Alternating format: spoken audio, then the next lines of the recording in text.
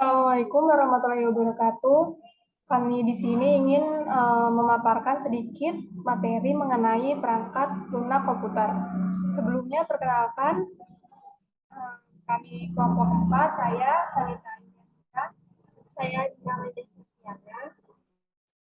Saya Ali Ain Najib Al-Farisi.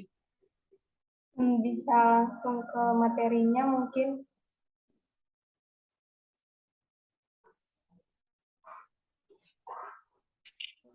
Perangkat lunak juga disebut sebagai bagian sistem dalam komputer yang tidak memiliki wujud fisik yang diinstal dalam sebuah komputer atau laptop agar bisa dioperasikan. Sebuah komputer tanpa adanya perangkat lunak atau software tidak akan bisa berfungsi dengan baik.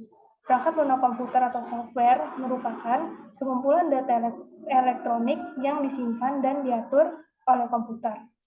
Data elektronik yang disimpan oleh komputer itu dapat berupa program atau instruksi yang akan menjalankan suatu perintah. Bisa next.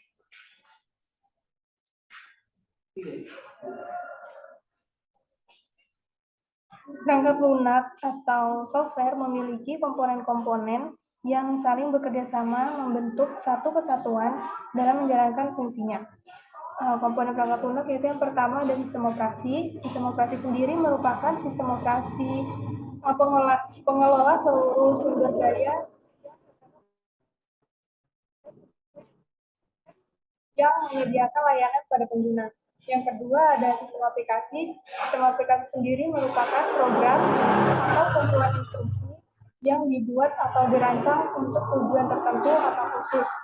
Yang ketiga ada bahasa pemrograman. Bahasa pemrograman sendiri merupakan suatu cara atau teknik berkomunikasi atau interaksi antara manusia sebagai makhluk hidup dengan mesin. Karena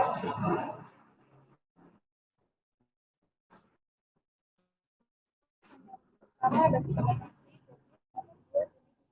berdasarkan tampilan yang terbuka kepada penggunanya atau user interface.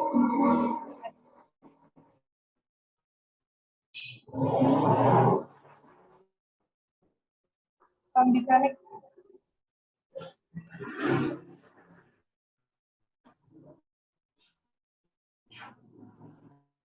Yang pertama berbasis UI atau karakter user interface, yang kedua berbasis GUI atau graphical user interface. Next.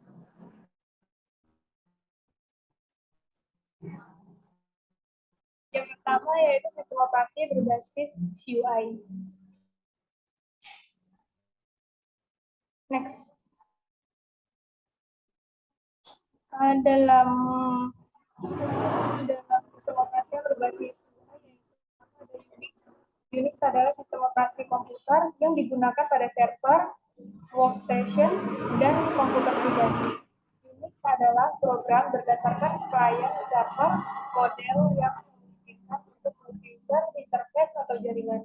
Unix sendiri memiliki kelebihan sistem operasi yang hampir gratis, bisa menjalankan banyak tugas bersama pada satu waktu atau mungkin disebut dengan multitasking, kemudian sistem file hierarkis, stabilitas, dan bisa dipakai oleh banyak user sekaligus atau multi-user.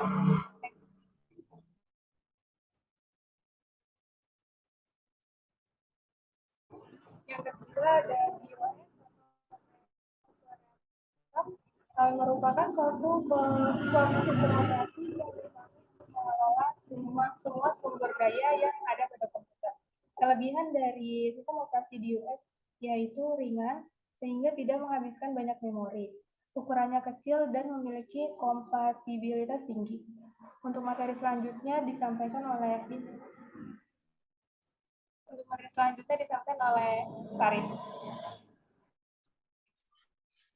Sistem operasi berbasis GUI.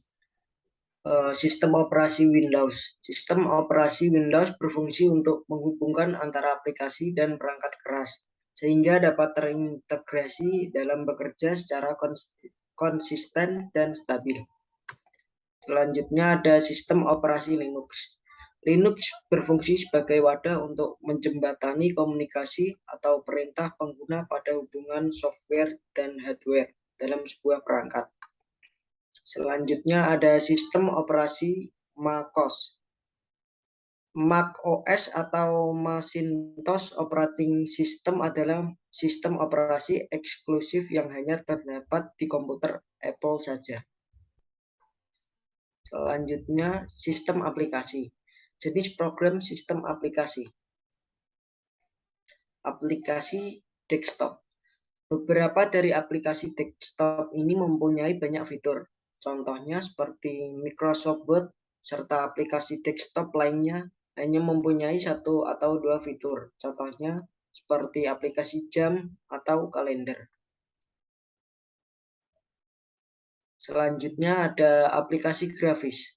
Aplikasi grafis merupakan sebuah program untuk dapat mengolah data yang berformat gambar, baik dengan membuat gambar baru atau juga dapat mengubah gambar yang sudah dibuat sebelumnya. Contoh Adobe Photoshop, Photo Editor, CorelDRAW, dan lain-lain. Selanjutnya ada aplikasi web browser. Aplikasi web browser merupakan salah satu bagian penting dari internet, yakni sebagai komunitas jaringan komputer yang memberikan pelayanan HTTP. Dengan begini, definisi teknis dari World Wide Web itu adalah semua sumber daya dan seluruh pengguna di internet yang memakai HTTP. Hypertext Transfer Protocol, contoh Google Chrome, Mozilla Firefox, dan lain-lain. Aplikasi multimedia. Apabila kita ingin mendengarkan musik MP3 atau juga menonton film yang sudah kita unduh, maka kita bisa memakai aplikasi ini untuk menikmatinya. Contohnya Windows Media Player, Spotify, Netflix, dan lain-lain. Selanjutnya akan dijelaskan oleh Dina. Baik, aplikasi yang selanjutnya adalah aplikasi communication. Aplikasi communication merupakan yang paling populer. Aplikasi ini dipakai supaya manusia itu dapat berkomunikasi dengan pengguna komputer, smartphone, atau juga gadget lain. Contoh dari aplikasi communication ada Line, WhatsApp, Telegram, dan juga Instagram. Bisa next.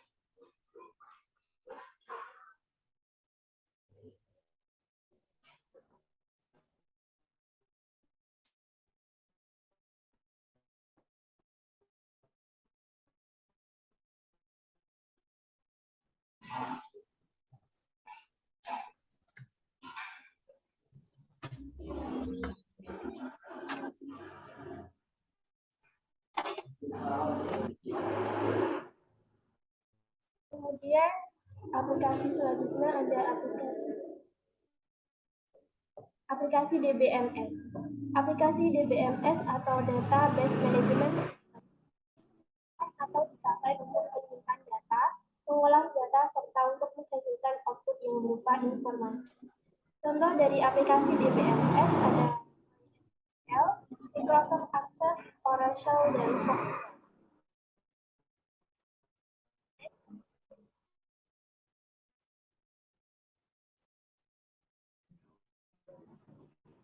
Komponen yang ketiga adalah bahasa pemrograman. Bahasa pemrograman ada tingkat dibagi menjadi 3 tingkatan bahasa pemrograman. Next. Yang pertama ada bahasa tingkat rendah. Bahasa tingkat rendah termasuk generasi paling awal bahasa pemrograman. Umumnya masih menggunakan kode-kode biner atau bahasa mesin berupa huruf dan angka.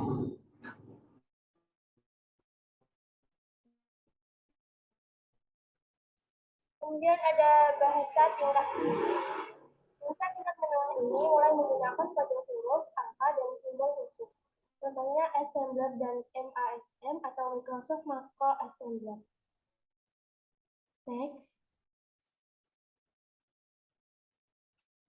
Tingkatan bahasa pemrograman yang ketiga yaitu bahasa tingkat tinggi atau high level. Biasanya digunakan pada pemrograman berbasis website dan basis data. Contohnya ada Turbo C++, Visual Basic, Delphi, PHP, dan Turbo Pascal. Next.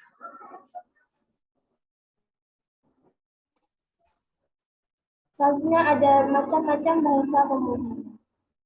Yang pertama ada Fortran atau Formula Translation.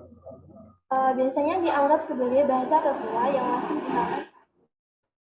NASA adalah salah satu penggunanya. Bahasa ini banyak digunakan untuk pengembangan superkomputer, intelijensi buatan, dan program bisnis. Yang kedua ada Visual Basic. Visual Basic merupakan turunan dari bahasa Basic yang dianggap mudah dan cepat dalam penerapan. Visual Basic juga masih kompatibel untuk pemrograman yang lebih kompleks. Selanjutnya ada bahasa C. Bahasa C muncul pada tahun 1990.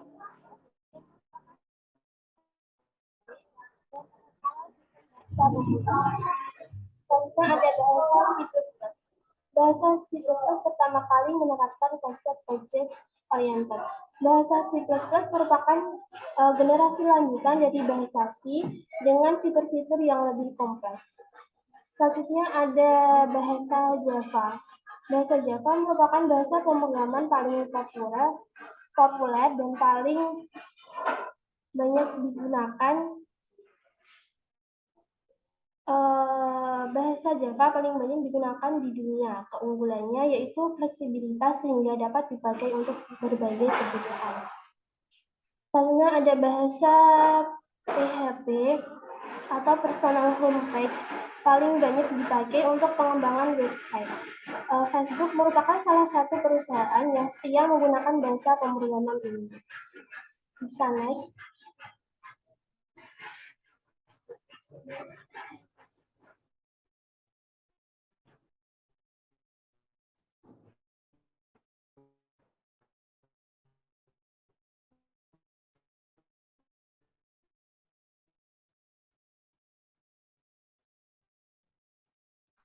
Bahasa pemrograman selanjutnya ada bahasa Bosco.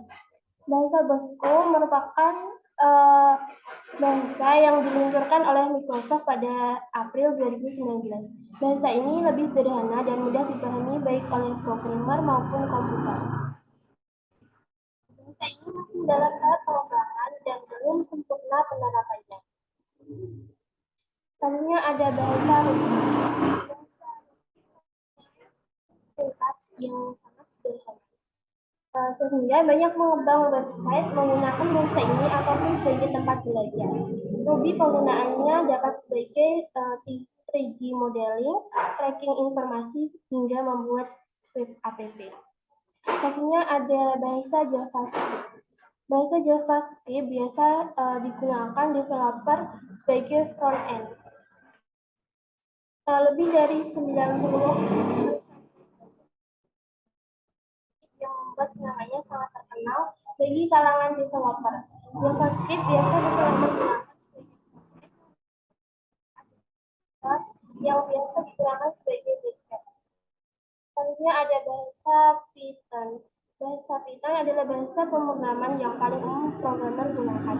Python tergolong dalam susunan kode tingkat tinggi. Dapat menggunakan komputasi data mining hingga machine learning. Perusahaan besar yang menggunakan Python dalam pengembangannya ada NASA, Instagram, Google, dan juga situs streaming video populer.